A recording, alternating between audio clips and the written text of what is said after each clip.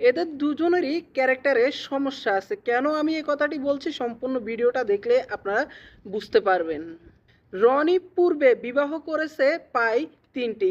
৩টির মধ্যে তার একটি স্ত্রী চলে গেছে এবং আর ২টি স্ত্রী ছিল।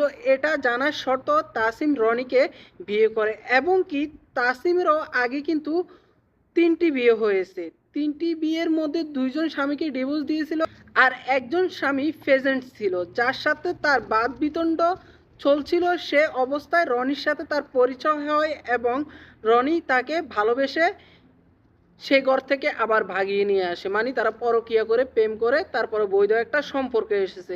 কিন্তু রনির অভিযোগ হচ্ছে যে তাসিম যখন তাকে বিয়ে করে তার কিছুদিন পরেই সে কিন্তু তার আগের স্বামীগুলোর সাথে আবারও পুনরায় কথা বলতে থাকে এবং কি তাদের সাথে পরকীয়া করতে থাকে এবং কি রনির